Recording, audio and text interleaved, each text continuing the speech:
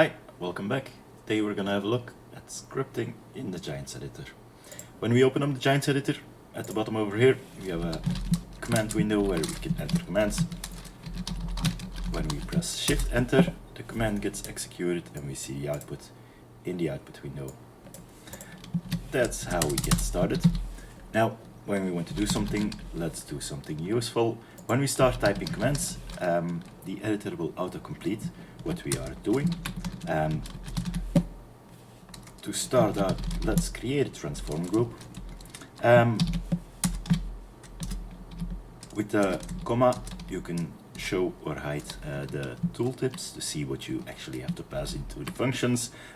Over here we have to give it a name. Let's call it some name and close the brackets.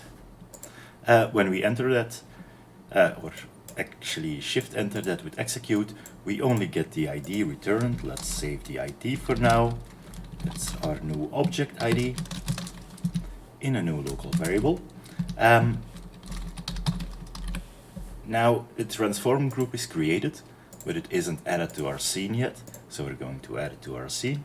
And to add something to another object, you can use the link function, and over here we're going to link our root node, and into our root node we're going to link the newly created object.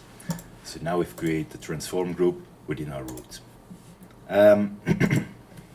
We can keep doing the same thing. We can create a child object. Let's call it child over here. And then instead of adding it to our root, we can select our previous object. And let's add our child object into that object. Now we have a new object with a secondary child object. But actually now we have two of those. Maybe if it already exists, we can reuse the one that exists. So let's start over. Over here, instead of always creating it, let's first look if we can find the object. We have a getChild function that expects an object ID and a child name. So let's start with our root node. And we're looking for a child called some name. Let's store this.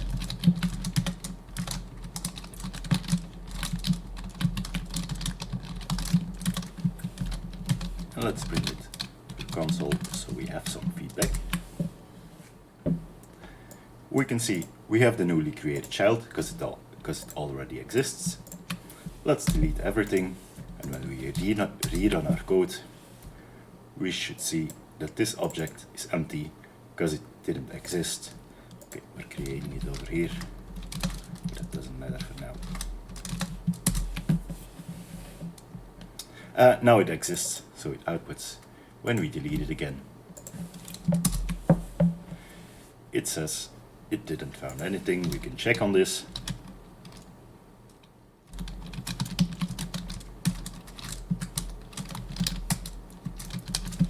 And when it is empty, we will create a new one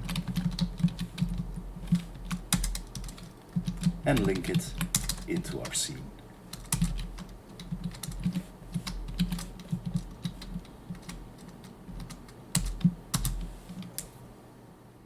Now when we rerun the same program, instead of recreating the object, it will reuse the object we created earlier. We have some duplication in our code, let's fix that.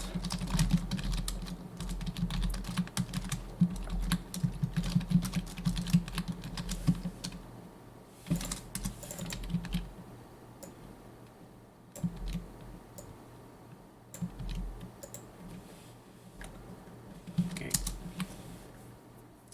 It still works, or at least it's not doing anything. If we uncomment this, anymore. We'll see it adds a child to some name when we run it again. It adds another child every time we run it. If we delete some name, we run it again, it will create a parent called some name and add a child. Okay, let's add multiple children.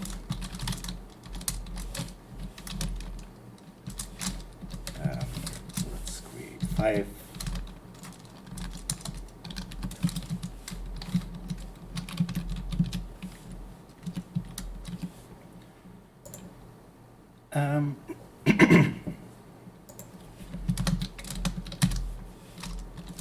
And we'll give the name over here.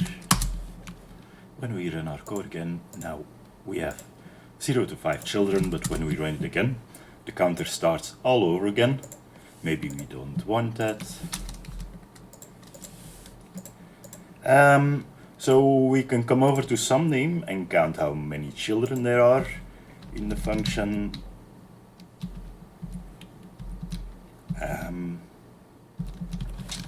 Get num of children,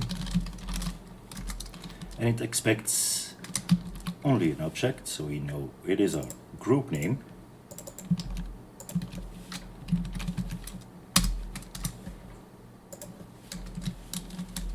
And we can add that value. Now when we rerun, we have some very strange results.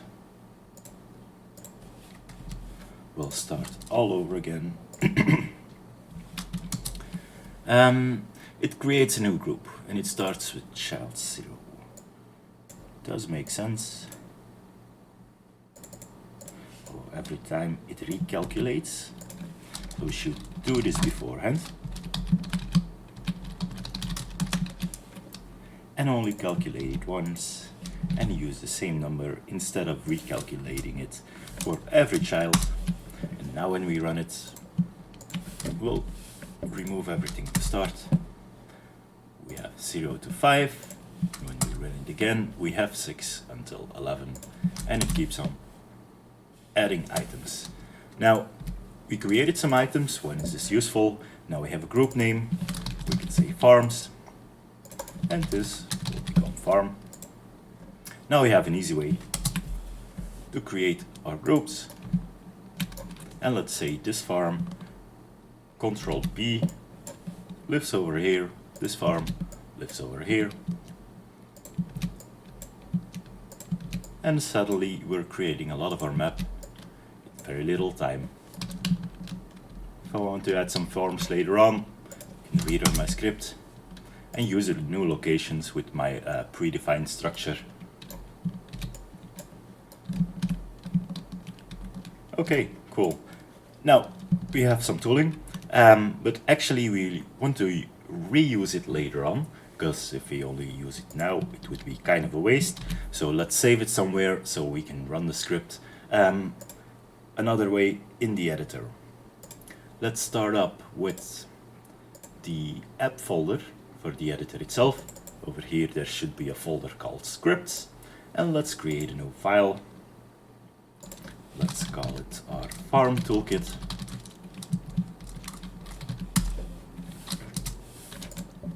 And let's open it up in an editor. Let's paste our file in. When adding new scripts, reopen the same file, but I'll open the whole folder. The editor actually wants some kind of description like that. So our farm toolkit again.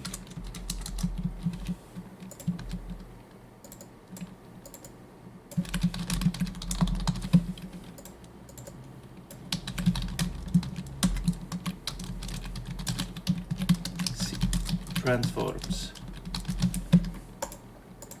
And it just has the script we just created. Let's save this. Let's go to our editor. And so now we have to restart the editor.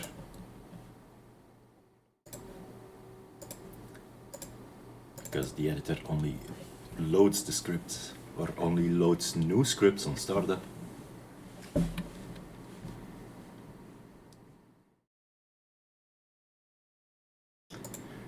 Okay, let's go to scripts, user scripts, and I expected to see my script here, and I don't. So we did something wrong. Let's go back.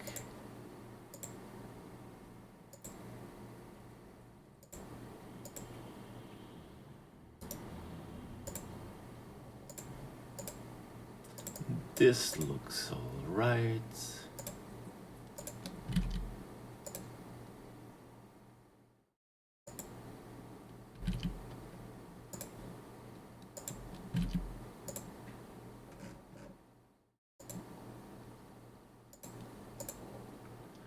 This looks all right.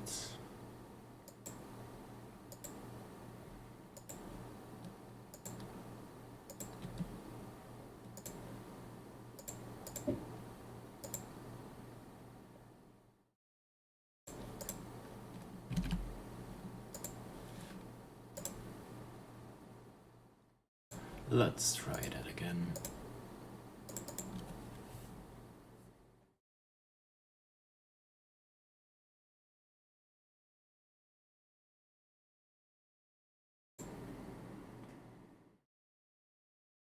Nope, still nothing.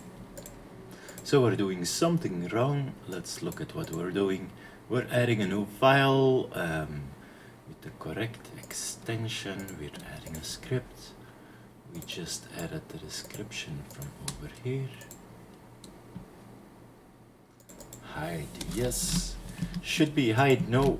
That's what you get for copying from other scripts.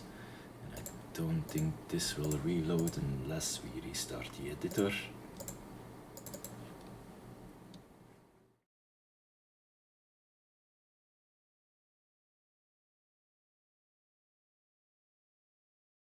And now when we go to scripts, user scripts, we have our new farm toolkit. When we click on it, it will run the function we created earlier to create our farms with our separate farms. In there, when we run it again, it will create the extra items. When we remove it, we can come back here again, run our script, and it will generate it. Now we can also detach those windows. So we can add it over here somewhere. And now we have a very easy way to add stuff to our scene.